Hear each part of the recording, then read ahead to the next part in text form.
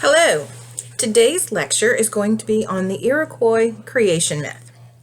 Before we get started on our reading, I wanted to go over some key aspects of creation myths in general. Every ancient culture that we've encountered has some type of creation myths. This is not something that is specific to just the Native American Iroquois Indians. You can look at Great Britain and they have Beowulf. You can look at the Mediterranean and some of those ancient cultures, from the Sumerian Epic of Gilgamesh. From Greece, we have Hesiod's Theogony, Works and Days. There's a variety of ancient legends and myths. Norway, Sweden, you have the Nordic myths, you have the Celtic myths, you have the Aztec myths. In all of these ancient cultures, the overall purpose of the creation myth is to explain the existence. We have certain ones that are classified as etiological myths or etiological myths, depending on your pronunciation. And these myths explain natural occurrences or natural phenomenon.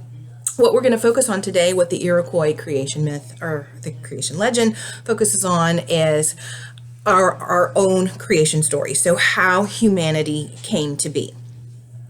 Now, with this particular creation myth, the one that I have assigned and is posted on our course in Canvas was created in the 1800s. Now, this is not the first written record of the Iroquois creation myth. Our earliest is from around the 1600s from a Frenchman. There are about 25 different versions that we know of in existence, and the creation myth existed long before. This is our first selection of literature.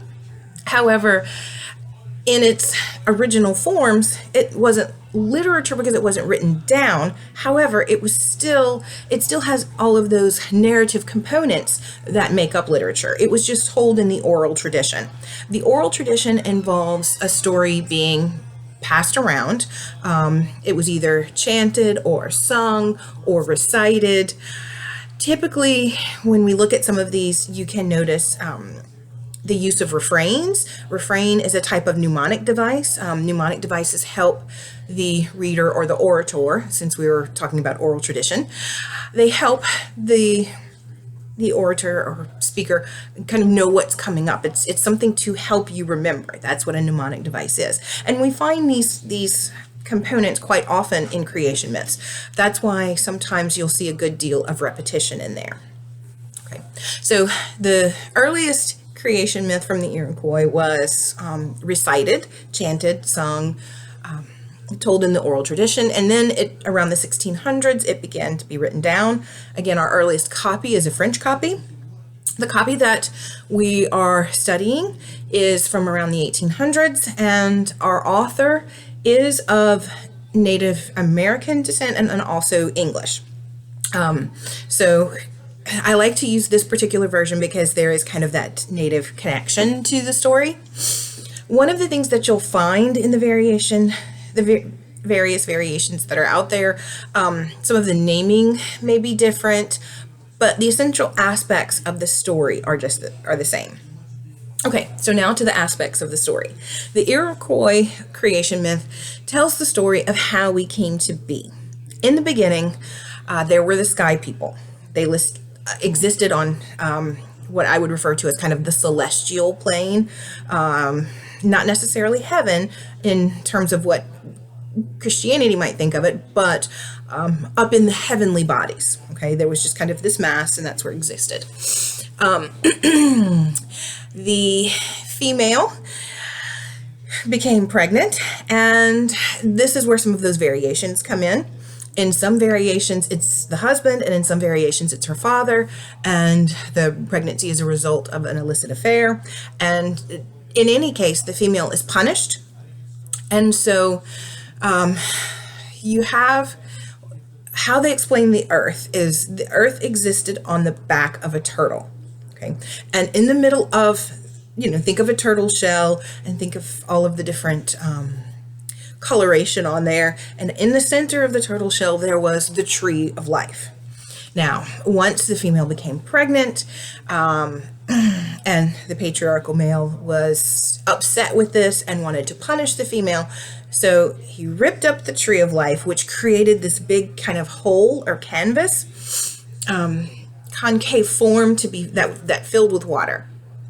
And as the female sky person was looking through, she was pushed and fell down to the earthly plane which existed on the back of the turtle.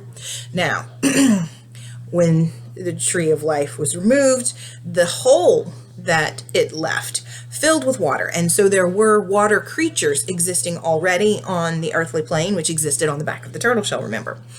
And the creatures there took pity on the female. And so you had, and this is where, again, we have some of those variations among the different versions that exist. Some say birds flew up and broke her fall, and others say that she was kind of cradled as she hit the water.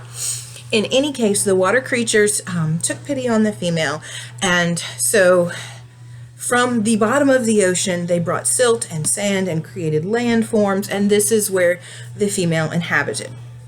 Now, the female gives birth to twins. Again, this is where we see some variations among the stories. In the one that we've assigned, it's the female gives birth, and she gives birth to a daughter, and then her children are the twins who come to populate the earth. In any case, you have two twins that are born, and essentially you have the good son and the bad son.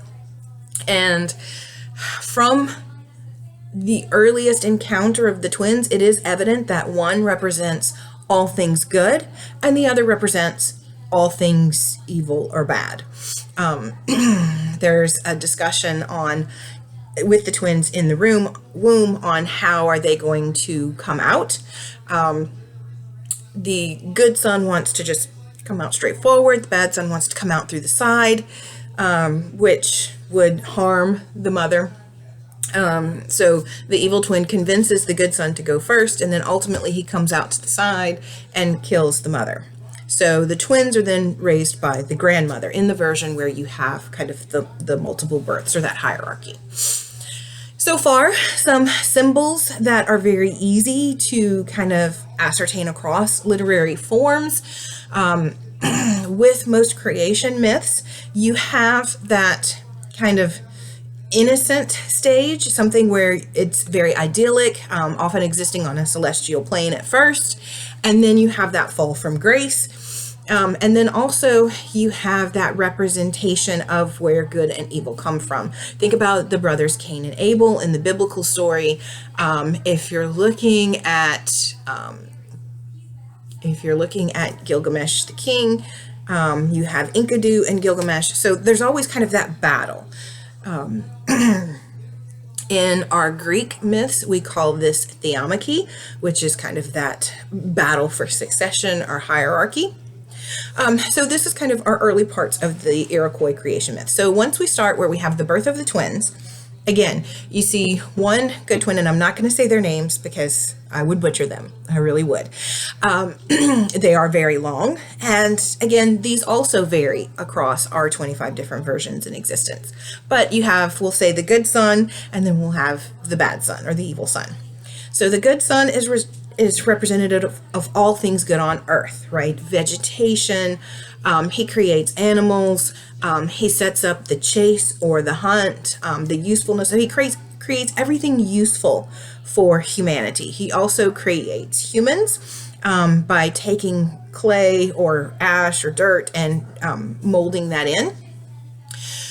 So just kind of all of the good things. And then you have the bad son, and he tries to undermine the good son at every turn, and he creates all of the strife and struggle.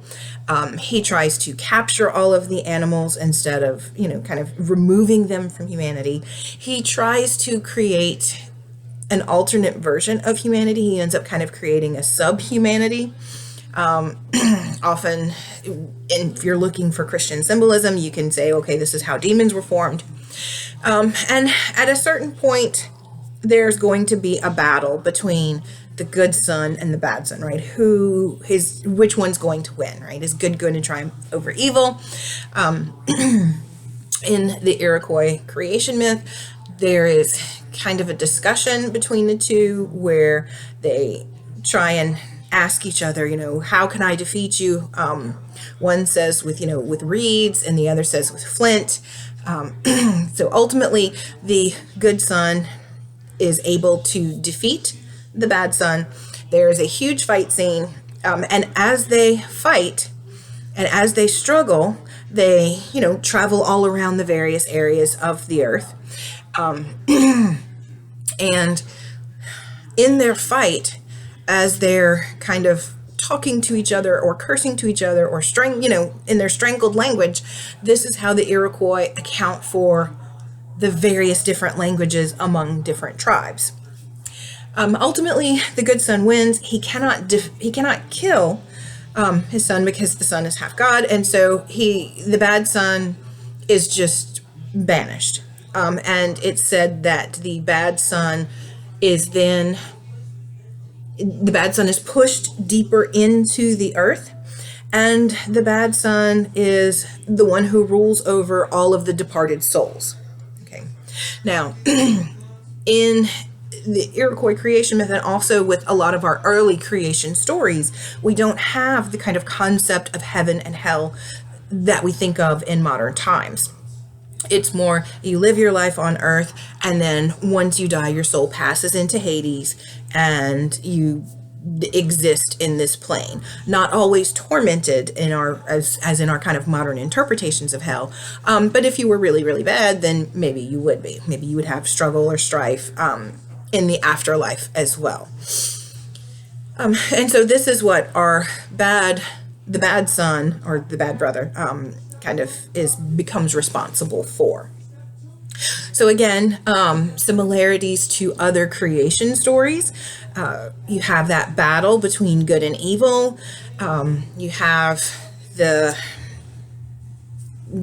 good existing on the plane of humanity, and then the afterlife where it's just kind of this void or hold where you're bored, and you just kind of exist. And then you also have that semi-divine or semi-celestial being that is over that realm and that kind of rules over all of the subjects in the afterlife as well. So we have similarities with the studies of Cain and Abel. We have similarities with other flood myths, because remember once when our sky woman became pregnant, the patriarchal figure became so upset, he ripped up the tree of life, which created this concave void, which then filled in with water. And so that's kind of that creation flood. And then out of that is where the sea animals took the silt and the mud from the bottom of the ocean. And so out of that flood, it created earth, which is where our sky woman fell and then gave birth to the two twins, the good one, which populated the earth with good things and that were beneficial. And then the bad one, who ultimately became defeated and pushed down deeper into the earth and ruled over the afterlife. Okay, so this was a very brief discussion. I try to keep these timed lectures to 15 minutes and under. That way I kind of maintain your attention span. If you have any questions, please feel free to contact me via email, text message, and if we need to set up a Zoom or something like that, we can. All right, I hope you enjoyed our first reading. Don't forget to complete your reflection on the Iroquois creation myth, and the next week we'll start with Bradstreet's poems. Thank you.